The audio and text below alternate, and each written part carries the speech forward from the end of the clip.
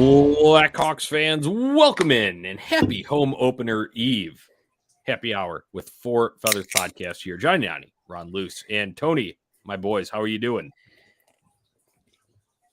Sensational, Johnny. Happy Friday to you, gentlemen. Happy Hockey Friday to you guys.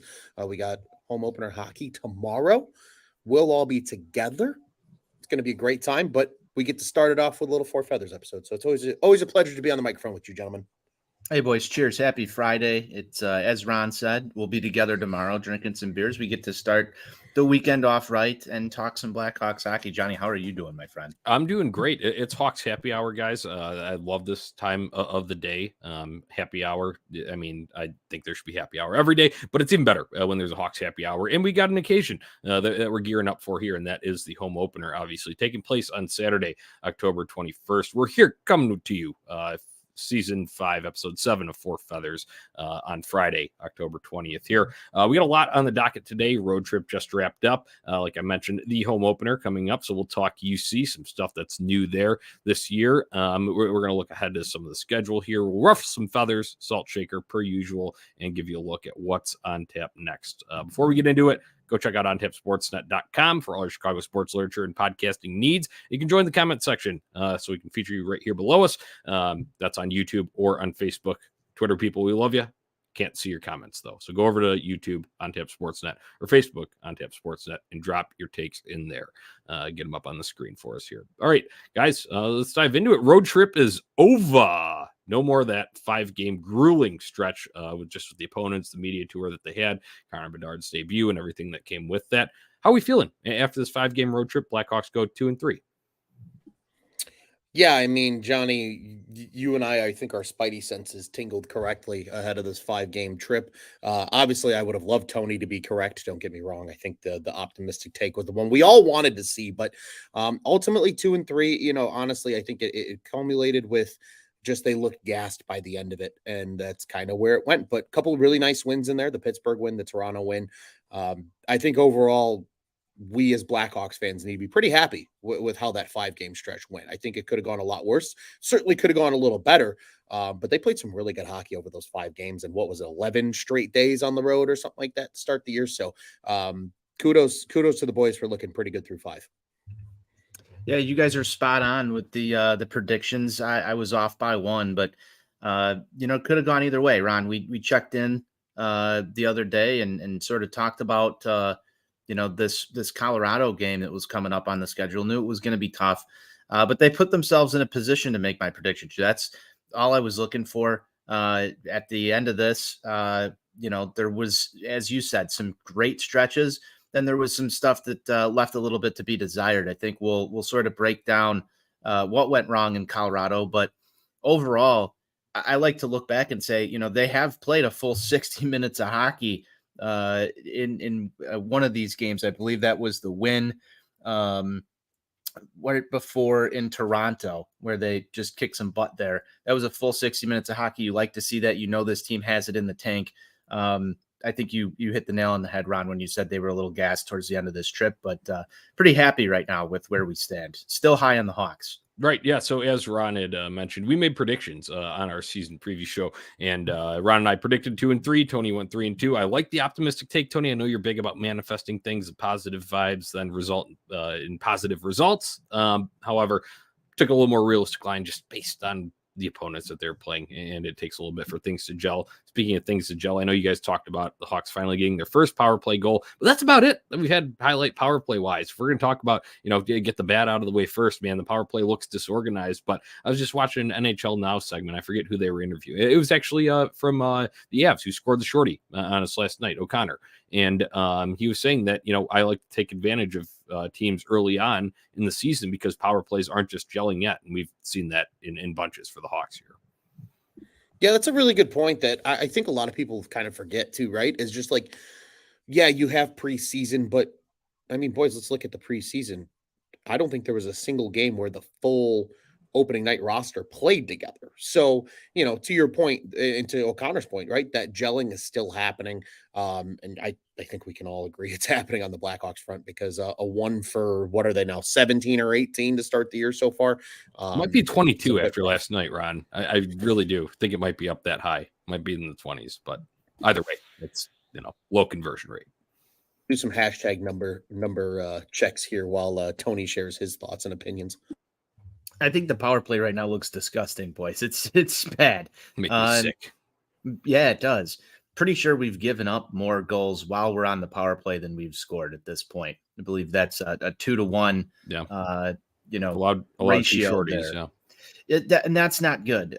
They're giving up way too many opportunities down the ice. I don't know if they need to readjust how they're, just positionally, or if it's going to be just this story all year with this group. I know you talk about gelling and getting that power play gelled together. Tyler Johnson was the only one that's come through on the power play so far this season. And he's been, as Ron and I talked about the other night, very hot on offense, just in the right spots at the right time early on this season. He's a veteran guy. A lot of young guys on this power play. They talked about Korchinski the other night on the broadcast being the guy that's sort of going to drive this ship. Ron and I had some words as well as to whether or not he's going to be with this team long-term. Johnny, I can't wait to ask you that question later on in here and get your thoughts on it. But this is not going to gel easy, in my opinion. It's going to take a lot of work. I'm impressed with the penalty kill thus far. So it's not a full F if we're giving out grades for the special teams here, but the power play has left so much to be desired. And if we can just cut down on giving the opponent just 2-on-1s or breakaway rushes out there on the power play, this thing could look a little bit better, but you're going to need to find ways to score on it to be effective. I could see this being the Hawks' biggest weakness right now through these first 5 games. Right. Yeah.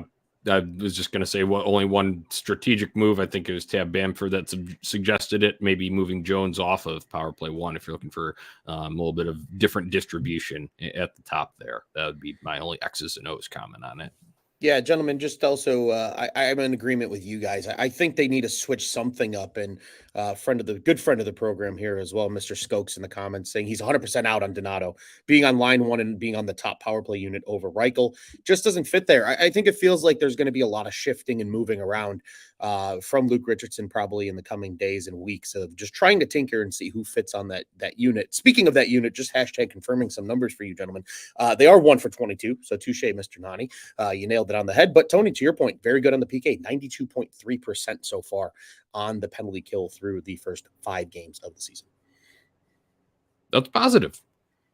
Like to hear that. Yeah. And, part of that could be part of, the opposite end of what Logan O'Connor had said about other teams not having theirs gelling there. But I do think it's a testament to the work that they put in the offseason and training camp. And even preseason, we saw it a little bit more smothering in terms of their aggressiveness out of that diamond formation on the penalty kill. So other positives here, man, there's a game, I think Alex Vlasic, he broke up like 4 or 5 chances on his own just with that monster reach. Since it is spooky season, it's Nightmare on Elm Street Day on AMC. I've been having it on in the background all day. He is like Freddy when he extends the arms and it's like really long coming down the alleyway. That's what Alex Vlasic reminds me of. Hey, there was a point in preseason where he had just a rough period or so against the Red Wings. I was thinking is this guy going to go back to Rockford? What's going to be the deal here?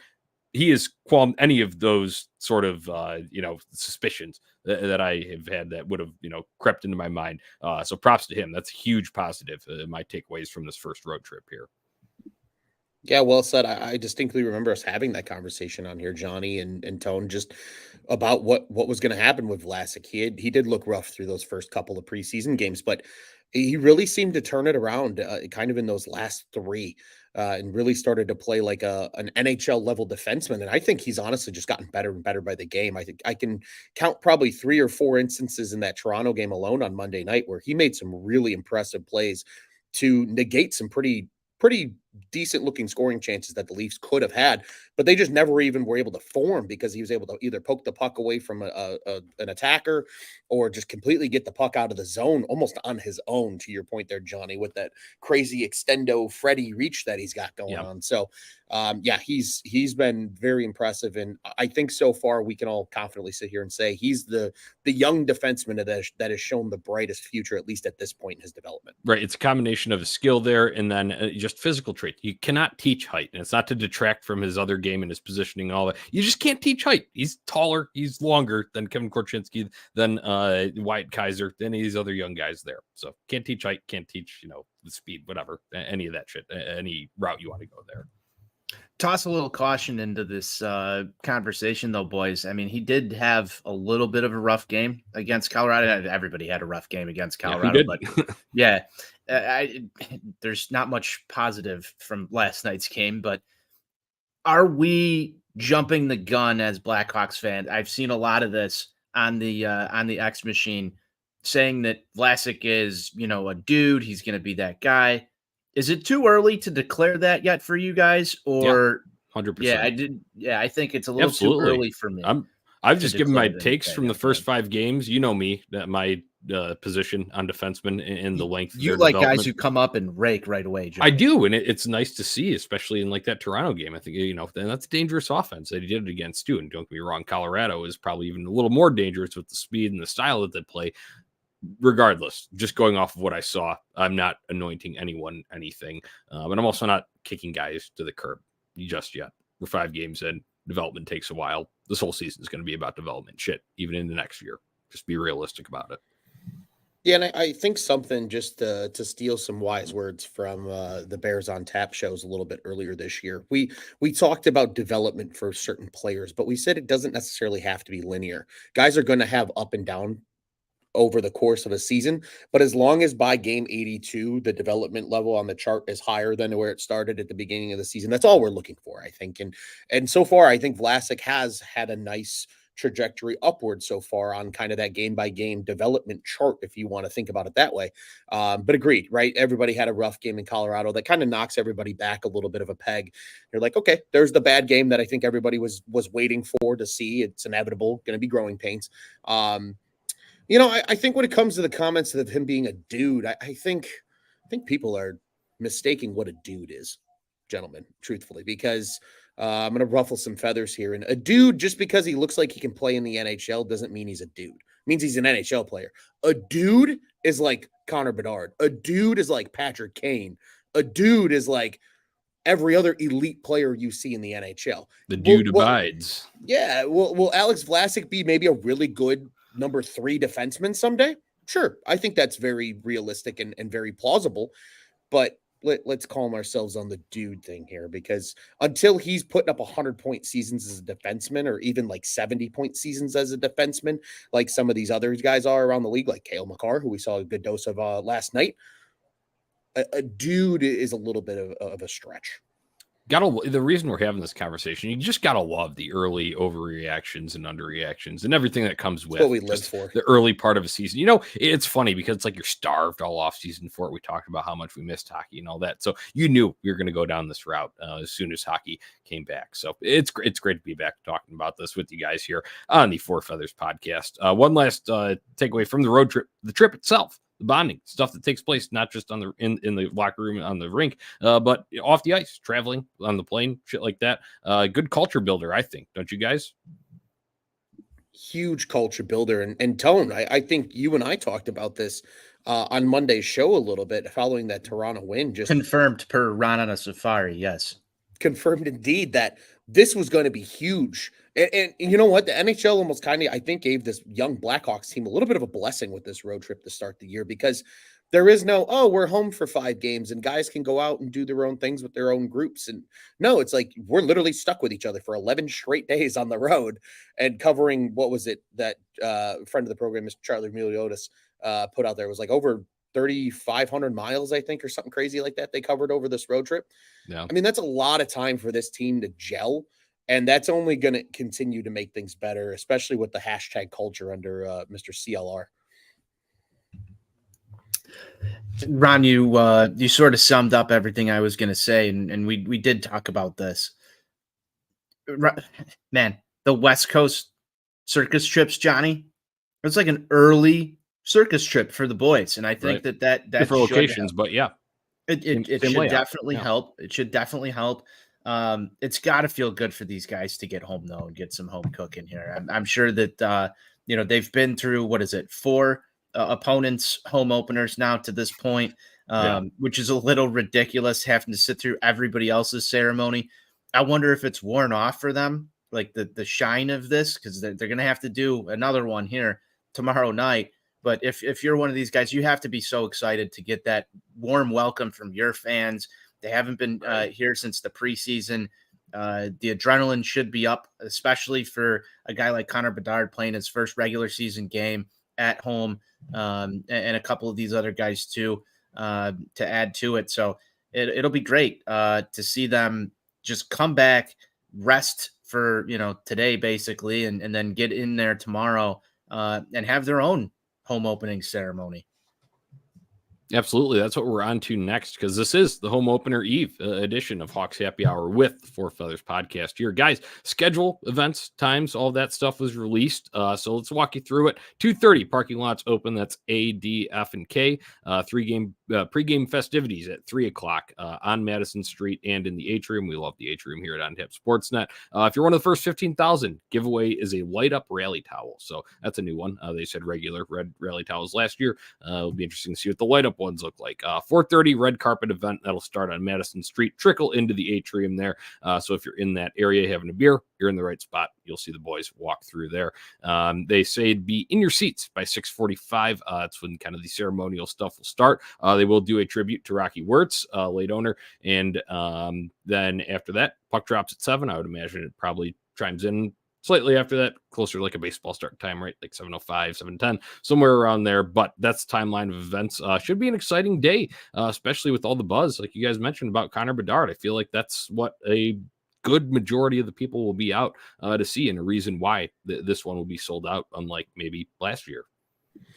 Yeah, again, that buzz is going to be unmatched compared to last season, right? Obviously, there was still plenty to watch, as we discussed, Johnny, early on, how to get through the Blackhawks season.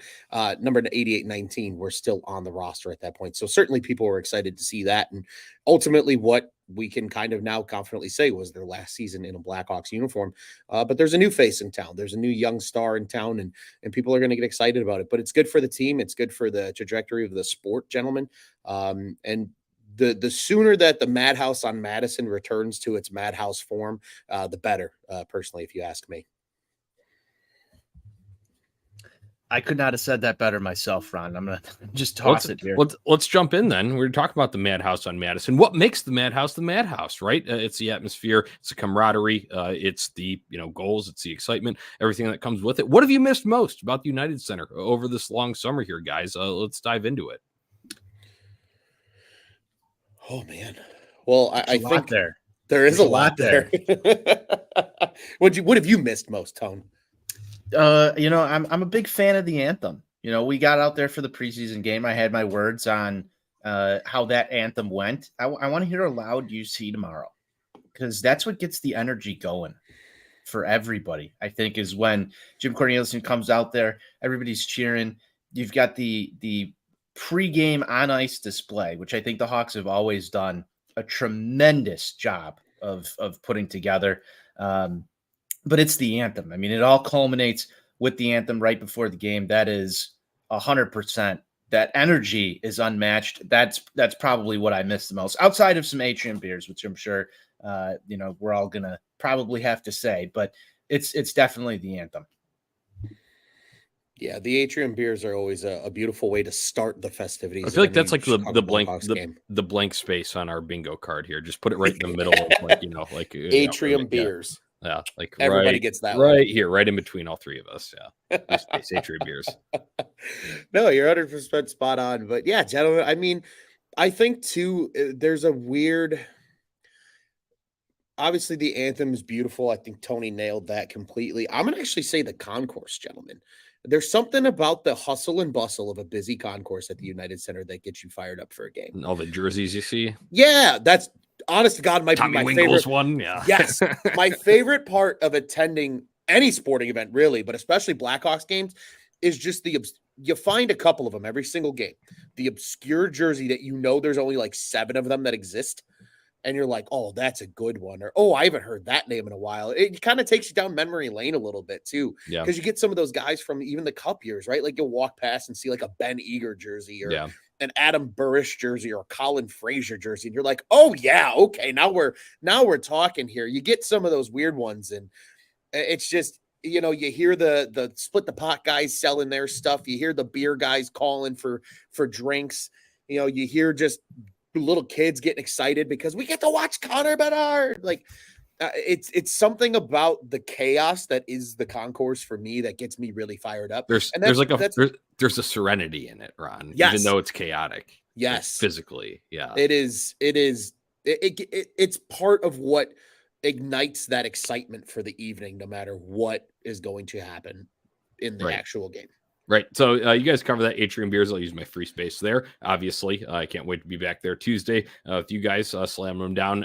But I miss Tommy Hawk. Tommy Hawk's awesome. He's one of the best mascots in hockey. And the drum too, especially if he's right close to your section. Yes. Some people, and you get the people that get spooked and they spill a little bit of their drink and stuff. Oh shit. But then that starts the Let's Go Hawks chant, which we all have to do. And you have to alternate it. The real ones know. You alternate it, doesn't matter who they're playing, with Detroit Sucks in there. So usually you get 4, Let's Go Hawks, Detroit Sucks, back and forth, and voila. I missed that, definitely. Obviously, the atmosphere, seeing all those jerseys, you might run into a wild Pat Comiskey on the concourse, too. You never know. Our enforcer might be out and about. Baker Mayfield? Yeah, Baker Mayfield, if you're David Kaplan, talking about it, doing pregame live there. But yeah, that all of that stuff, man, I missed it. I missed it all summer, and I can't wait to be back.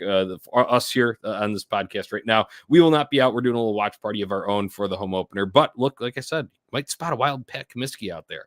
Be on the lookout for our enforcer, Comiskey 22. He'll be out at the home opener, so he'll be posting some content for us over on our socials at Four Feathers Pod and at OnTap Sportsnet. So keep an eye out for that. Guys, let's talk a little bit about Blackhawks experience here, because there's a few new tweaks, turns coming up here for this 2023-24 season, and one of those is the return of physical tickets. Almost. You can still get them, not like the old days. You can't just walk up to the box office, buy a paper ticket, walk in, scan it, all that, take it home. Tickets are still digital. Got to enter that way. However, people had wanted to have these for commemorative events, right? Especially a big game, something that was a big ceremony. They'd mentioned that. Well, the Blackhawks took that feedback, and now they're going to make those available. You can order them after the fact, after you've attended that game. I'm assuming there will be some sort of input of, this was my seat, row number, whatever. And it'll have all that standard information on the front, just like an old paper ticket would. But then on the back, they'll have game stats and information from that night that you attended the game. So I think that's a cool feature. It does cost $10 for printing and shipping on all of that. But guys, I think that's cool because I think there's going to be a lot of people that want to see their first Connor Bedard game, first goal by him, maybe the Chelios jersey retirement. I know that would have been sweet to have for the Hossa one last year. You guys going to take advantage of this at all? Your thoughts on it? 100%. Absolutely, Johnny. I mean, you already hit the nail on the head when you said it would have been cool if they did this for the Hossa game. In fact, I think they should retroactively go back and say, if you were at the Hossa game, here's an email. I'm sure they can somehow track that through Ticketmaster and say, do you want one of those? Because I would immediately purchase that. Ticketmaster is their official one, right? Yeah. And there was some news about them also cutting out third-party ticket stuff. I don't know if you guys caught that. I know I texted you about it, Ron. So I'm pretty sure everything's going to go through Ticketmaster with this. But definitely the Chelios game. I'm debating doing it for the first home game that we're at there, Johnny, for the Connor Bedard. The first time we saw Connor Bedard, the Chelios, all that stuff. But it'd be cool if they do those for, Connor Bedard's first hat trick at home. I could see a lot of these different things, people going to their birthday game, all that good stuff. Definitely. I'm going to take advantage of this as much as I can. I miss the paper physical tickets. I know you've said that on your timeline, Jonathan, that you're a big physical ticket guy. I don't know about you though, Ron. I'm curious to hear what you have to say on this matter. There is a box under my bed of paper tickets from every sporting event I attended from 2007 to about 2015. I am a huge paper ticket guy. I love that physical, just commemorative piece of the game that by default for most of our lives was just a part of you going to the game. that you could take a look at and look back on and reminisce about. I can tell you right now, I can probably look at almost every Hawks ticket that I have, and I can probably tell you what happened in that game. Like that's almost like they're like flashcards for me. It's how I keep like my memories intact, is being able to flip through my tickets. So agreement with you, the Chelios retirement ceremony for sure. That one is getting a commemorative ticket, no doubt. I think it's great too because, gentlemen, I think something that we've talked about the first Connor Bedard games and the first things like that, but because of the Connor Bedard addition to the Chicago Blackhawks franchise, I think you're going to have a lot of first-time Blackhawks fans attending the United Center this year and being able to have that commemorative paper ticket from your first Chicago Blackhawks game in person, because maybe during the cup run, it wasn't reasonable financially for your family to go to a game. Now is the time where people can kind of reminisce and have those memories and experiences. And it's a small thing that doesn't cost a fortune to say, man, I was there and that was a really beautiful experience to be a part of. So I think it's a great move by the Blackhawks. I think they nailed it on the head. I think this is probably one of the best fan initiatives that they've done in a long time, because it's something I've missed for a long time. I purposely don't delete them out of my Apple Wallet, which is probably a travesty to the data on my phone, but I don't really give a shit because I like being able to scrolling back through them. Yeah, but I like doing that. That's part of the fun. You kind of pop them open and see which ones you have. And I miss being able to pick up that physical ticket and see like, oh, I still got the physical ticket from the Marion Hossa drop the puck out of midair goal game. And I can find that in that box upstairs. So to be able to have that again, even if it is going to cost $10, the $10 be damned. It's going to be well worth it, I think, for what it's going to create as a takeaway item and a piece of memory from that experience for all Hawks fans going forward. It beats the hell out of printing out a screenshot of the shitty Ticketmaster, this scan bar QR. Yeah, it's got the stupid little notches in it. It doesn't even look good. And then it's got like the fine print of like, oh, your event is covered by yada yada yada. And it beats the hell out of that. So just I still saved those though, Johnny, from right. Yeah, but it's 2013. You're going to get a better look. You're going to get a better looking piece of memorabilia for your collection this way. So I like that they're doing it. 100%. Good option. I'm glad, and I'm also just glad that they're listening to fan feedback on that too. Another thing too, you just talk about missing the United Center. I was blanking on it earlier, but the blare of the music, because they jacked that thing up, and I major salute to Duncan Keith back during the COVID season. They asked what could make it more normal with fans not being in the building, and he said crank that music up all the way, and I don't think they've turned it down since. So it's beautiful. I love hearing that kind of stuff at the UC. Talking about getting out to the UC, guys, let's obviously we're talking home opener here, but other games we're looking forward to on the home slate this year. Let's kind of send it around the table and talk. Yeah, I think from the jump, Johnny, you so appropriately named it this, and I think it's a game that we can all get excited for because it's starting to feel like a tradition. I've gone to one of these games in the last few years, but it's the Blackhawks Friday game. Crack them for Blackhawks Friday. Blackhawks Friday. Black Friday be damned. It's now Blackhawks Friday. That 1 o'clock start at the UC. It's an annual meme now, Ron. Now that they usually play annually on it, I've got to pull out the meme. It's like the Drake, shush to Black Friday and then pointing at the Blackhawks Friday. That'll resurface on Thanksgiving night. 100%. It's beautiful. It's always an afternoon game. So if you really want to have a good time with your friends, it's a day off. Most people have it as a holiday nowadays. It's a perfect chance to get to the UC early, have a couple of day beers. You get to hang out in the afternoon, and you still got a whole evening. You want to go home and watch some of the night games for the NHL and throw it around the league. You can. You want to go out with the friends on a good old Friday night. You can, because it's day 2 of the weekend, and weekends start on Thursdays here, in case you didn't know, at Four Feathers Podcast. So, gentlemen, that's the first one that I'm pretty pumped about, and we're going to talk about it a little more in depth here in a little bit. But there's some spiciness now between the Toronto Maple Leafs and Chicago Blackhawks, and that's going to be the opponent on that 1 o'clock start on the Blackhawks Friday. So, very, very excited for November 24th. That's going to be a blast. Yeah, for sure, Tony.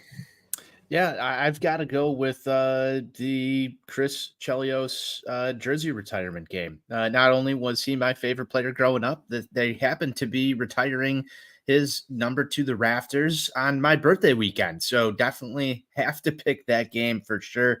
I had an absolute Sunday fun day. It is going to be an absolute Sunday fun day. I'm hoping that, here at OnTap Sportsnet, there's probably nothing going out on Monday, February 26th. I'm hoping for a nice nice long night after that one. We'll see how many drinks and adult beverages are consumed. It's going to be a great time. Let's hope they don't run out of beer like they did at the hostess ceremony and food by the middle of the first. But I think they're going to be a little bit more prepared this season, hopefully. But that's the number one that I've got to go with. Other than that, man, St. Patrick's Day. We got 2 St. Patrick's Day games this year, not one. So nice. You got to do it twice. Hopefully we'll get a leprechaun up in the 300 level as Pat Kaminsky is so apt to find. He's found leprechauns on the 300 level of the UC before. Let's see if he can do it again. I think we need to get enough drinks in Pat sometime to where he becomes the leprechaun. 1,000%. He's got the red beard, man. He does. He does. It's there. All the elements are there. I think we just got to fuel it. We got to lubricate it a little bit. Pat, we got to get Pat him a leprechaun. I could both be leprechauns. Yeah. Ooh. This could be some good at content. Opposite ends of the 300 level. Yeah. We could arrange that. Can we get the Tommy Hawk drum when we do that and just go back and forth? Yeah. That's what I want to know. Yeah. All right. Do leprechauns carry drums though, Ron? Someone can lead the cheers. I can do that since I'll become friends with Tommy Hawk and we'll make that work because Tommy Hawk's my boy. All right.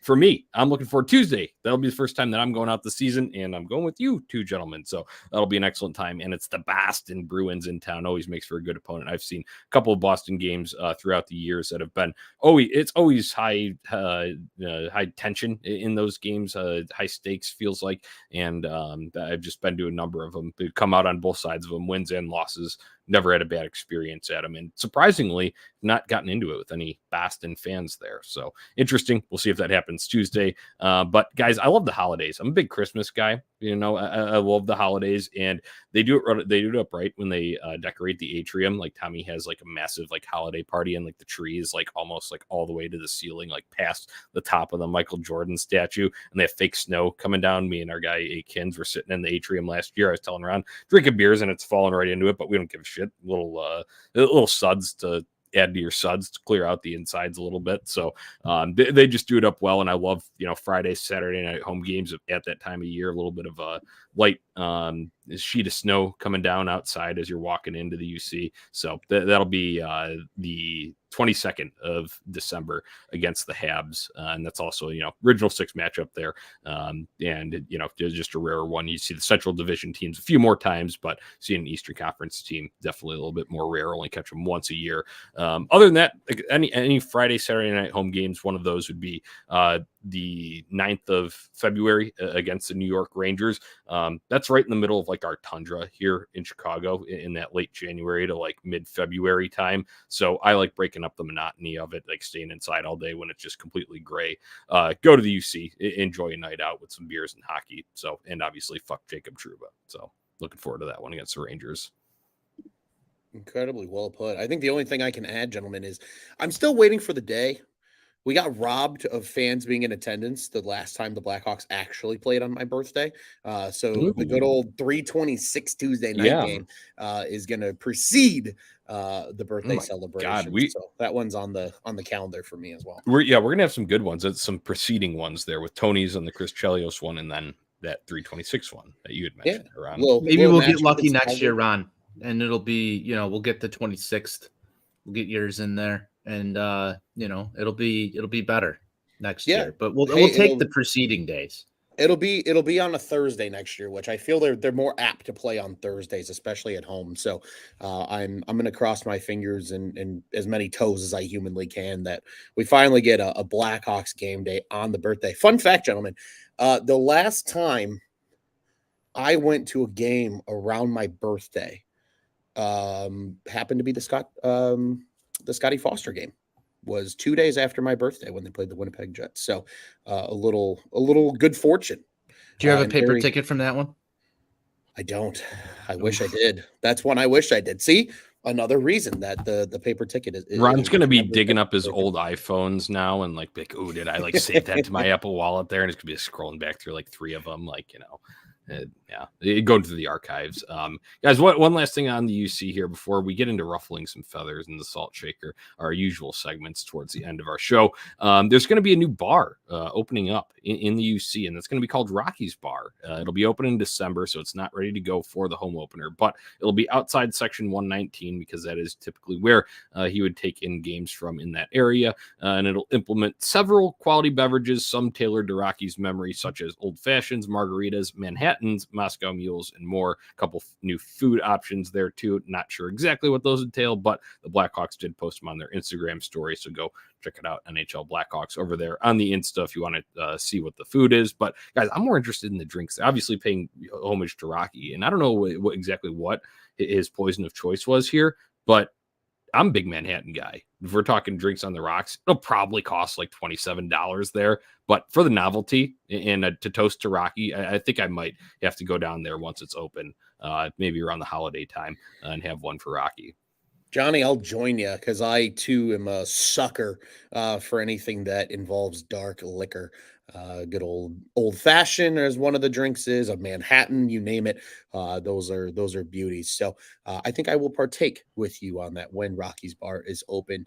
I think it's perfectly appropriate too that it is in 119. I know that's a detail that they've shared as to why, but like I think fans need to kind of appreciate that because he was visible in 119 at almost every moment that he was at a game. And it's pretty cool. Just a side note on that. I'm always been a 300 level guy for the most part. I like the bird's eye view, and 200 level. Tony and I will go and scope out some seats there as well. So I never really, I've sat in the 100 level a few times, but apparently there was like a folding chair that was iconic to him. So I don't know too much about that. I'm excited to go and actually learn more about all of that. Like I said, because I was like the Dave Boland's favorites, the 300s, the diehards in the 300s. That was more my vibe. So I didn't really go down into the 100 level a whole lot, except for walking from the atrium to my seats. So I'm excited to go check all that out. Get a cool tribute to Rocky too. I will say, gentlemen, one of probably my first 2 or 3 Blackhawks games I ever attended, the season before they won the first Stanley Cup. My dad had he had a good month. We were doing some fun stuff. My brother was in town. My brother's in the Army, for those that don't know. And he was like, yeah, we're going to splurge. We're going to sit in 119. And we actually ended up literally in the row in front of Rocky. We were like the 3 seats in front of him. And every goal, it was turn around, high five Rocky. So, I mean, he really was. I mean, he was always there. It is just a folding chair. It's nothing special. It's not this beautiful, pretty seat that you think an owner would sit in. I think it was just his way of saying he wanted to be a part of the fans just as much as anybody else. And, for him to be in that corner at all times, it's a great view too. If you're going to sit anywhere on the 100 level, sit in a corner. I'm telling you right now, it's the best spot. But yeah, and they're doing it right by having Rocky's Bar right outside of 119. Yeah, okay. I gotta ask Tony because this is a little get to know each other here on Four Feathers. I've known Tony for 5+ years now, but he's always been a beer man. Do any of these drinks entice you, Tony? An old fashioned, margarita, Manhattan, Moscow Mule. I think I've only seen you drink hard liquor about 3 times, and one of them was over Zoom during COVID. Yeah, no, you know what? Honestly, none of those entice me at all to go visit Rocky's Bar. Although I want to go check it out just for the visuals of it, and I'm sure they'll have taps there as well. But I'm sure I can go there and get a beer. I mean, if I'm going to drink hard liquor, it's probably going to be like a vodka lemonade or something. I'm not a big old fashioned margarita guy. In fact, I don't do the tequila at all. I know that's Ron's, choice right there, his poison, but no, yes. I'm not going to be Ron any of those. He's ready to go he's ready to go drink some tequila right now. Tonight. Yeah. Let's go. All right, I just had to ask. See, we got to even if you think you know someone for a while, I just had to get the hashtag confirmation on Four Feathers Pod here. If you're just tuning in with us, we're Hawks Happy Hour here on the home opener eve. We appreciate you tuning in on the YouTube at On Tap Sportsnet, Facebook as well, and this will be out in podcast form as well. So let's move on to our usual segments, guys. I like these are becoming staples of the show in our 5th season. Four Feathers here. Ruffle some feathers. It's time. What do you got? Maybe a take that'll be a little controversial. Maybe rub some fans the wrong way. Maybe you just got something on your chest that you want to get off. That's what Ruffle some feathers is here for. Go ahead, Ron. Yeah, I kind of shared a little bit of one earlier about the definition of a do. That one was kind of just on the fly, admittedly. But the one that I have scheduled for our segment today, friends, is if the Colorado Avalanche are on the Blackhawks schedule in the first 10 games of the season in Denver, expect more of what we saw last night. It's unfortunately the truth. Colorado plays fast, they play hard, and because of their depth as well as their speed, teams that are coming in who are probably not fully in game condition yet because it's still early in the season have to go to Denver, and that altitude's a son of a bitch. The teams just look flat. The Blackhawks did the exact same thing a year ago on the NHL opener. They were in Colorado for Colorado's banner ceremony, and they came out and they looked almost the exact same way. It's something about Colorado, They especially actually right scored now. in that game, though. I will They say. did. That's true. They did. They did. They didn't Twice, get yeah. blanked, but Yeah. truly, I think, especially right now in the early years of this rebuild, while they're still, kind of getting their feet under them, and some of these guys are truly just learning how to become professional hockey players. Expect a little bit of more of that. I think in 2 to 3 years we can change that narrative, but for now, if you see the Avalanche on the schedule in the first 10 to 15 games, probably more so that 10 mark, I just chalk that up as probably seeing more of what we saw last night in Colorado. All right. Yeah. That's definitely one that, is becoming very evident here. Tony, you got anything for this, or are you going to pass on this ruffle the feathers? No, I'm not. I'm going to have a very controversial one Okay. coming up here. This is a little interesting. So the Blackhawks announced that they are doing a kids casting call for in-arena entertainment. And it's part of their new Best Day Ever series of games this season. I don't know if you guys have seen this or not. I knew it was just the only thing I knew about it was that they had some earlier start times planned out throughout the year, especially on like weekends to get. Yes, these are all weekend. Yeah. These are all weekend games, and this is going to kind of go back to the theme that I talked about a little bit earlier on in this. But they're looking for kids to be part of these in-arena broadcast hosts, pregame entertainment acts, all of this stuff. But when I saw one thing on this list, I was a little disappointed, and that's national anthem singers. Children national anthem singers on weekend games. These are Sunday, November 26th, Sunday, January 7th, Saturday, February 17th, Sunday, March 10th, and Sunday, April 7th. I don't know about you guys, but Jim Corneliuson is just such a staple. I'm all for letting kids, announce the starting lineups, announce stuff, do entertainment acts. But you're robbing people who may or may not be coming to these games of hearing Jim Corneliuson sing a national anthem in the Madhouse on Madison. It might ruffle some feathers. Some people might say it'd be great to hear a kid out there singing the national anthem while the crowd is roaring. I don't know if that's your one Hawks game that you get out to every year. You might want to see Jim sing that national anthem. And what if a kid just gets out there on the ice and fucks the whole thing up? You're going to be pretty disappointed. Right. Granted, they're going to screen these kids, but for me, don't touch the national anthem with a kid singer. We've got a good tradition going here. Maybe Jim's got something else going on these days. I don't know. This could be a very controversial take, but I felt like that's the point of ruffling feathers. Yep. I would be very disappointed if I got out there and it was my son singing the national anthem, because he ain't going to do it as good as Jim Corneliuson. So that's my segment for ruffling feathers. Tony, salute to I didn't even know that was a thing. I didn't even know they were incorporating that. So shout out to you. And I agree wholeheartedly. And I think that where I would slip up is I agree with you. Like, maybe you're like, this is your one Hawks game a year and you don't get it. And if there's a schedule conflict with Corneliuson, that's a different ball game. But even with that, feel like there is other places. There's 2 intermissions. You got 2 full 18 intermissions. They do the kids game on the ice. They can have entertainment up at where they put like DJs or whatever, like the little trivia things that they do up there. They can do that at those intermissions. They can do it pre-game. They can do all those sorts of performances. Shit, I've seen plenty in the atrium. There's plenty of space and time for this. Tony, I agree with you 100%. I would not want a kid fucking up the anthem, because let's be honest. I'm not trying to shit on little kids and say they shouldn't have this opportunity. You can get nervous. Shit, you've seen adults get nervous and screw up the anthem. It can happen. Or, sure, it'd be a cool moment if people chimed in and sang along with I know that there's been plenty of videos of that. You really doing your full cheer the anthem mode if kids just butchering it? I don't think so. That's just the truth. I wouldn't be as amped as if it was Jim belting it on the pipes with Frake on the keys. Yeah, I mean, and you think on top of it too, gentlemen, even the players on the ice have cited that the anthem is a home ice advantage in a lot of ways at the United Center. Longtime Hawks and guys who've never played for us have all Yeah. cited it. So I mean, it certainly is something that there's certain things that I think agree with you guys, right? For the kids, you're willing to bend and break, but the anthem is certainly one that it just changes the atmosphere. I think coming into that game a little bit, and maybe the Hawks come out flat and they lose 4-3 or something like that, and then you go, son of a bitch. I wonder if they would have had I more want energy. to say we're not blaming potential kids' performances for this. You fucking sucked. It's the atmosphere. I Yes. think is what Tony is getting at here, and Yes. I wholeheartedly agree. It's something that is very unique to Blackhawks games, so I would not want to change it. Never change anything ever. You know my motto, Tony.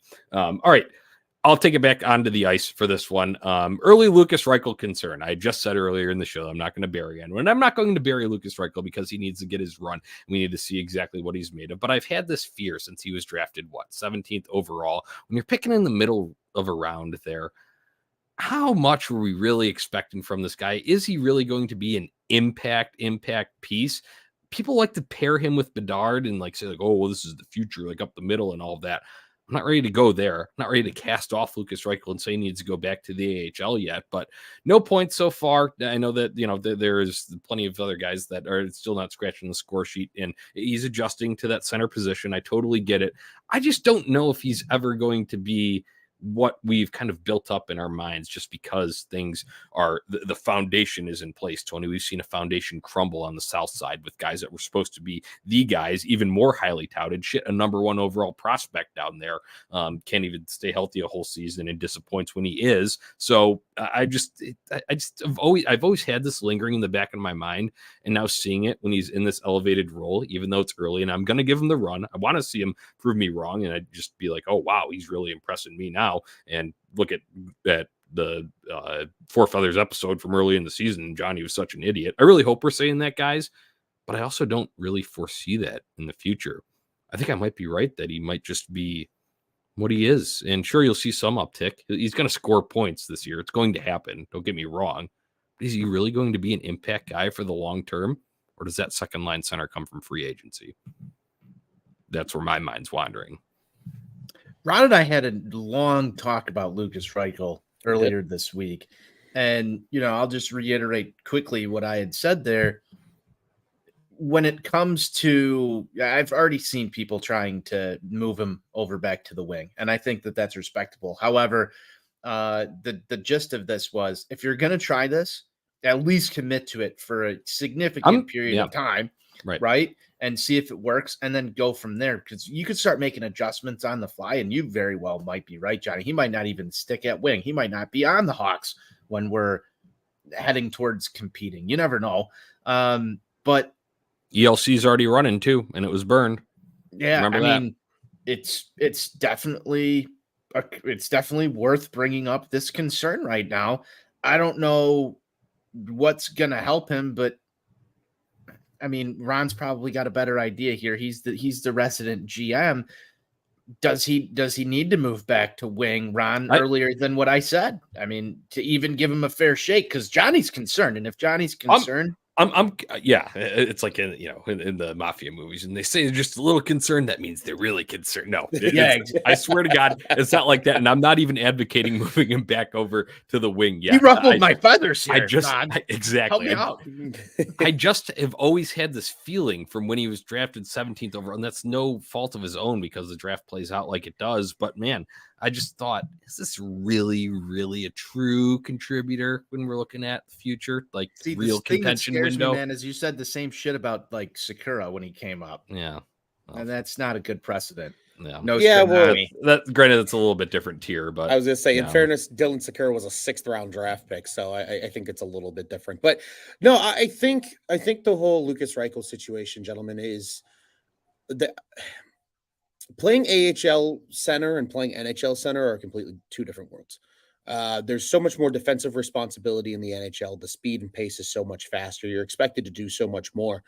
It's a hard position to play. And you add into that having to take faceoffs in the dot. We've seen Connor Bedard and how little success he's already had so far in the dot. And that's normal. You look at any of the Sid top sucked centers. at the dot in his rookie Sid year. sucked. McDavid sucked. They all suck in their rookie year. It's hard. It's hard to win faceoffs in the NHL, especially against guys that have been doing it for 15 years. I think ultimately Reichel's best position is when he is able to just play with his offensive skill. And to me, that is on the wing. So I think they want to give it the honest go, right? And I think that's the right decision because you have nothing to lose by giving him a year at center. I think in the future, though, if we're talking optimally, he's probably a middle six forward. So second, third line wing, probably maybe I think upside truly like a second line winger. Yeah. But I think he plays best when there's a really good two-way center in between him. And I got to give some flowers to Philip Kurashev here because Lukas Reichel's most successful stint in the NHL was playing alongside Philip Kurashev at center and the blazing speed of Andreas Athanasiou on the opposite wing because it opened up Reichel. It opened up everything that they wanted to do on that line. And I hate to say it. I think Philip Kurashev missing from this lineup right now is maybe hurting Lukas Reichel, as weird as that sounds. They were together for almost all of training camp. And then right before the preseason ends, Kurashev gets hurt. And then Andreas Athanasiou is still getting his feet underneath him after being sick. Lukas Reichel has to adapt to new line mates. Oh, and he has to play second line center in the NHL. So I think the concern is fair, Johnny. Truly, I do think it is. But just personally looking at the long term, I think ultimately his best success in the NHL comes on the wing, and one of the Oliver Moores or the Frank Nazars in the system could potentially become that number 2 center of the future if it's not from free agency, like you noted. Yeah, I think that's all good notes here, and we got to close. We're going to get down to Salt Shaker, look at what's on tap next, close this episode down. Last thought on Lukas Reichel. This is a quick turnaround solution if I want this vibe mojo to turn and him to just, start accelerating in his game here. Since they're coming home, he needs to get laid. He needs to come to the rink on for morning skate on Saturday morning and fuck around with the boys. Do a little shoving, do a little, give each other shit, get in there, because I feel like he's just kind of like sit back and like, he's very like nice guy, but kind of like quiet. He needs to get like, in it. So that gets him like buzzing for the game. Enjoy, good high fives and everything from the fans at the red carpet. Go out, tool around in warmups and record just a point in the home opener on Saturday. And I feel like that could reset himself in confidence mindset wise. Some smelling salts too, Johnny. Yeah. Oh yeah. Smelling salts. Absolutely. That'll get you going, do all that. So, all right, we'll close that, ruffle some feathers on that note. I think it was a good segment this week, boys. Let's move on to Salt Shaker. We'll go real quick on this. Ryan Reeves was not too happy with Corey Perry, calling him like fake tough guy and all that kind of stuff. We got a Leaf fan in our replies, Mr. Subject Matter, as I like to call to him. He's either blocked us or made his account private now, but he was like trying to get into the technicalities with me of what's a tough guy and what's not. And Ryan Reeves had like 6:30 time on ice, whereas Corey Perry scored that breakaway goal and all that stuff. So to that Leafs fan out there on Twitter, they'll probably never hear this, but man, the Salt Shaker goes. I'm just going to open up the whole Morton can and dump it on your head because you were extremely salty and getting into it with other Hawks fans that just wanted to tell you how dumb you were. So we'll go with that. Ryan Reeves, you can get some salt on you too because you're obviously salty. And I like Luke Richardson's assessment of it, who really made a bigger impact on the game. I think that's all that needs to be said on that front. Other one I've got, everyone loves to cry about Connor Bedard and how much the NHL posts about him. Oh my God, the NHL doesn't market stars. They finally do it. Oh my God, why are you posting so much about Bedard? Ducks fans were doing it yesterday because Leo Carlsson was finally set to make his debut. They did still post about him, by the way. Anyway, Leo Carlsson does go on to score a goal in his season debut. And that was cool. It was a good goal. Ducks lost, by the way. Connor Bedard won his debut. But the NHL then posted a full slow-mo frame-by-frame video with a cool edit and all of that after he scored his first, and I didn't hear anyone crying about it after that. So maybe just have a little patience. And Ducks fans, we're throwing the salt out to the Pacific Ocean for you for this one. That's what I've got on this Salt Shaker. I think you nailed it on the head, Tom. I think that's it. Yeah, I think that's it. We got to move along. Look at what's on couple boxes of Morton Salt to the West Coast into the 6, and we call it a day. That's the 6. Yep, yeah. Sounds good. Perfect. All right, let's go. What's on tap next? And that's the home opener itself. Game itself, guys. Vegas is looking like the best team in the league right now. They're obviously the reigning Stanley Cup champions. They're 5-0-0. They look unstoppable. So we talked about this being a grueling road trip. Doesn't get any easier opponent-wise coming home. Sure, you might have the comforts of home, being sleeping in your bed, all of that, but on the ice, this is probably the best opponent that you've played so far. Yeah, but Johnny and Tony, what the Vegas Golden Knights haven't seen yet this year, that's Peter Mrazek. Because I hate to say it, boys, Peter Mrazek's been really fucking good so far this year. Tony's going to die. Blackhawks. Tony hates it. Tony hates it so much. But you know Ron, what? I think we need to play Surf and Bird on repeat at his house when we go over on Saturday. Bird's the word. I'll tell you guys, I really do think like it could be good though for Luke Richardson and company to finally be able to control the second change.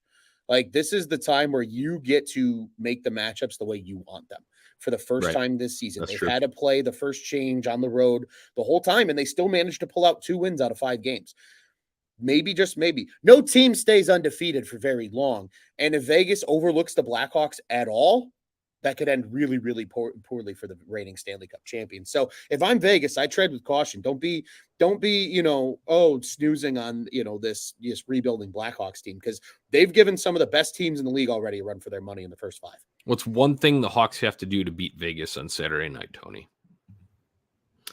I think your first line needs to get 2 points. I think that's very evident. You need to find a way to not look like you did. If you're the first line, not look like you did in Colorado. They need the scoring. You can't let Stone shut you down then. Yeah. Like they did. And I'm worried about that with this. Although I will say we've already got one out of the way. I know we'll all be together. I invited my neighbor, Doug. You guys are big fans of Doug. Everybody's a big fan of Doug, but he's also a Vegas Golden Knights fan. He won't be in attendance during the game. He might be drinking with us afterwards. But just knowing that he will be out of the neighborhood during this game, I think gives us a better chance, because weird things happen whenever Doug's in the garage. So I think that's a step in the right direction for us. It definitely helps me want to hammer the money line just that much more. All right. I like it. Then after that, we'll probably be back possibly on Monday before that. But if not, we'll be out Tuesday. So be on the lookout at Four Feathers Pod and at OnTap Sportsnet on the X and Instagram there. We're going Tuesday. Boston coming to town. We've already seen them once. They defeated the Hawks 3-1 last Wednesday. So crack at revenge here. And Connor Bedard is the only team he scored against. So maybe we'll get lucky and see another Connor Bedard goal here on Tuesday, boys. I'm looking forward to it, especially all these things that we mentioned earlier in the show, being back at the UC with you guys. I don't know about you, but I don't got too much else. It's hockey season's back and it's great. Hockey season's back and it's a happy Hockey Friday, boys. And it's on to the weekend. That's all I've got. Weekend started on Thursday, continuing Friday, be a bender on Saturday. Till next time, thank you for tuning in to Four Feathers Podcast. Let's go Hawks. Let's go Hawks. Let's go Hawks.